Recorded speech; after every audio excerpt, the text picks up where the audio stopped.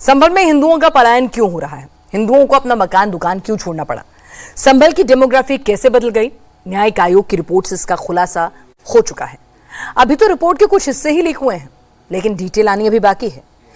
हिंदुओं अभी से भड़क गए हैं। जिन लोगों ने संभल से पलायन किया, उन्हें वापस बसाने की मांग शुरू हो गई है।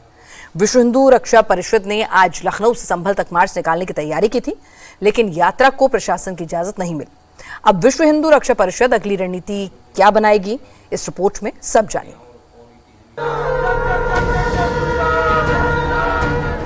जय श्री राम, जय श्री राम, जय श्री राम, जय श्री राम। जा रहे हैं, जा रहे हैं, संभल जा रहे हैं, बचाएंगे, बचाएंगे, हिंदुओं को बचाएंगे। जा रहे हैं, जा रहे हैं, संभल जा रहे हैं, बचाएंगे, बचाएंगे, हिंदुओं को बचाएंगे।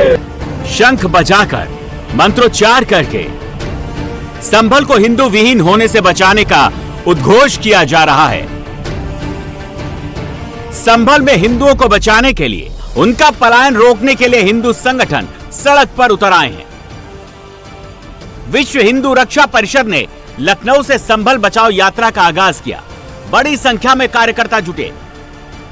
संभल जाने के लिए विश्व हिंदू रक्षा परिषद ने इसके लिए 40 गाड़ियों का काफिला तैयार किया, लेकिन कार्यकर्ता संभल कूच करते कि पहले ही पुलिस ने बैरिकेडिंग से रोक लिया।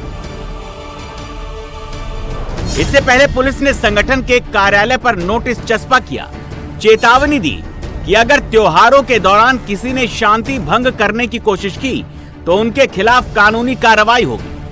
अधिकारियों का बिल्कुल साफ कहना है कि चूंकि संभल के और पश्चिमी उत्तर प्रदेश के जो हालात हैं वो इस समय तनावपूर्ण हैं और वहां की जो सुरक्षा व्यवस्था है उसको काफी ज्यादा बढ़ाया गया है, और इसीलिए बाहर से किसी भी संगठन को संभल में आने की और किसी भी तरीके के प्रदर्शन करने की इजाजत नहीं दी गई है। यही वजह है कि गोमती नगर के इस विश्व हिंदू रक्षा परिषद के दफ्तर के जो बोर्ड है, जो नीचे का हिस्सा है, वहां पर ही प्रशासन की तरफ से नोटिस चस्पा कर दिया गया है और पुलिस और प्रशासन ने एकदम साफ कर दिया है कि किसी को भी संभल जाने की परमिशन फिलहाल नहीं दी जा रही है। यात्रा की इजाजत नहीं मिलने से विश्व हिंदू रक्षा परिषद के कार्यकर्ता नारेबाजी करने लगे। हालांकि प्रशासन के समझाने के बाद विश्व हिंदू रक्षा परिषद के नेता गोपाल राय ने संभल यात्रा को 4 दिन के लिए रोक दिया। पुलिस प्रशासन द्वारा गोपाल राय जी को विश्व हिंदू रक्षा परिषद के अध्यक्ष हैं, उनको फिलहाल रोक दिया गया है और इस अनुरोध को उन्होंने फिलहाल स्वीकार किया है। वो बाद में संभल जाएंगे। गोपाल जी, आज आप लोगों ने फिलहाल यात्रा को रोका है। यात्रा रोकने का मैंने कारण पूछा तो उन्होंने बताया कि वहाँ के जो जिला प्रशासन है संभल के, उनका कहना यह था कि ये विश्व हिंदू रक्षा परिषद के लोग आते हैं तो यहाँ माहौल खराब हो जाएगा। तो चूंकि हम विश्व हिंदू रक्षा परिषद सरकार का सहयोगी और सरकार का समर्थन कर रहा है, ऐसी स्थिति में हम 4 दिन बाद फिर प्रोग्राम बना के जाएंगे। क्योंकि 2 हिंदू मुस्लिम के बीच में हम टकराहट की वजह नहीं बनना चाहते। नहीं तो हमें उसकी नोटिस का कोई प्रॉब्लम नहीं, नोटिस हो जाए, मुकदमा कायम हो जाए, उसका कोई डर नहीं था। 4 दिन बाद फिर से जाएंगे। 4 दिन बाद फिर जाएंगे। क्या कम होगी इस बार? संख्या केवल 2 गाड़ी से जाएंगे। अभी 40 गाड़ी या 2 गाड़ी से जाएंगे, नहीं एक ही गाड़ी से जाएंगे। कल भी लखनऊ में हिंदू संगठनों ने प्रदर्शन किया था। एसआईटी की रिपोर्ट में जिक्र है कि आजादी के बाद संभल में कई दंगे हुए, जिसके चलते हिंदू परिवार पलायन कर गए। एसआईटी की रिपोर्ट सामने आने के बाद हिंदू परिवारों के घरों में ताला लग गया, बाजारों में सन्नाटा पसर गया। गुरुवार को एसआईटी ने 450 पन्नों की रिपोर्ट योगी को सौंपी थी, जिसमें नवंबर 2024 को हुए दंगों की जांच का भी जिक्र है। साथ ही इतिहास में संभल में कितने और कब कब दंगे हुए, इसका भी जिक्र है। इसी रिपोर्ट के लीक होने से बवाल तेज हो गया। संभल का सच सामने आ गया है। आजादी के वक्त संभल के अंदर अगर बात की जाए तो लगभग 45% हिंदू लोग थे, हिंदू आबादी थी, लेकिन अब हिंदू आबादी घटकर मात्र 15% हो गई है। डाकखाना रोड संभल में सबसे ज्यादा लोगों ने पलायन किया है, अपने मकान छोड़े हैं। इस वक्त हम जिस घर पर मौजूद हैं, ये जो घर आप देख रहे हैं, ये मकान है राजीव गुप्ता का। मकान में कोई नहीं रहता। राजीव गुप्ता ने इस मकान में ताला लगा दिया है। ताला लगाने के बाद अपना जो व्यापार था यहां से बंद करके राजीव गुप्ता यहां से कहीं और शिफ्ट हो गए हैं। कुछ लोग हमारे साथ हैं। क्या नाम है आपका? मेरा नाम अनुज शर्मा है। अनुज, ये जो मकान है राजीव गुप्ता का, जिनका ये कॉस्मेटिक का भी शॉप था, फिलहाल ताला लगा हुआ है। ये अभी 4-5 महीने पहले मुरादाबाद चले गए। मुरादाबाद शिफ्ट हो गए? अब यहाँ नहीं रहते? नहीं। क्या हुआ, किस वजह से एक तो कारोबार नहीं है और आए दिन दंगे झगड़े होते रहते हैं यहाँ पे, इस वजह से ये लोग यहाँ से चले गए। बच्चे भी बाहर रहते हैं पहले से। अच्छा, तो काम धंधा यहाँ पर नहीं है। ये राजीव गुप्ता का मकान हमने आपको दिखाया जिसमें फिलहाल ताला लगा हुआ है। इसके अलावा हम आपको दूसरा मकान दिखाएंगे। ये जो मकान है, ये मकान किसका है? ये है, उनका नाम है संजय शिवा या महेंद्र? महेंद्र गुप्ता। ये महेंद्र गुप्ता का मकान है। महेंद्र क्या काम करते थे? इनका बैंता का बहुत बड़ा मकान मतलब काम था, आप कोठी भी देख सकते हैं, बहुत बड़ा कारोबार है। अब दिल्ली में शिफ्ट हो गए इन्होंने, बहुत बड़ा काम दिल्ली में चला गया। इनके परिवार में कम से कम 5 फैमिलियां थी, वो भी सब बाहर चली गई। कोई नहीं रहता। तो ये पलायन हो रहा है यहाँ से, मैं देख रहा हूँ। एक दो नहीं, बहुत सारे घरों में ताला लगा है। कहाँ जा रहे हैं लोग और क्यों छोड़ के जा रहे हैं अपने घर को? देखो, एक ह्यूमैनिटी होती है, ह्यूमैनिटी में लोग हमारे कम है, तो क्या इसका मतलब है कि क्या करना है? कारोबार है नहीं संभल में कोई। 80 और 20 का परसेंटेज का यहाँ पे फर्क है, तो इस चक्कर में लोग यहाँ से कारोबार हो नहीं रहा है तो चले जाते हैं। संभल में हिंदुओं के पलायन को लेकर योगी सरकार भी एक्टिव है। योगी ने हिंदुओं के पलायन के लिए विपक्ष को जिम्मेदार ठहराया और कहा कि जिन्होंने हिंदुओं का पलायन करवाया, उनका जनता पलायन करवा देगी। समाजवादी पार्टी और कांग्रेस के समय में चुन चुन करके हिंदुओं को निशाना बनाया जाता था। कैसे उनकी डेमोग्राफी को, उनकी जनसांख्यिकी को कम करके लगातार उन पर अत्याचार करवाए जाते थे। कैसे दंगे करवा करके हिंदू विहीन कर दिया जाता था क्षेत्रों को। लेकिन आज एक डबल इंजन की सरकार है, डेमोग्राफी को भी नहीं बदलने देगी और जो भी डेमोग्राफी को बदलने का दुस्साहस करेगा उसको स्वयं पलायन करने के लिए मजबूर होना पड़ेगा।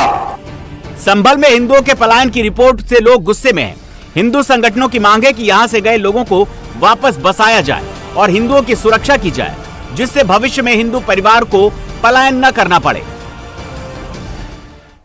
राहुल गांधी के मंच से पीएम मोदी के अपमान के बाद शहर शहर घमासान मचा हुआ है। बीजेपी कार्यकर्ता सड़क पर हैं। राहुल गांधी पर अलग अलग शहरों में केस दर्ज हो गया है। बीजेपी कार्यकर्ताओं ने कहीं मौन प्रदर्शन किया है तो कहीं उनका प्रोटेस्ट उग्र दिखा।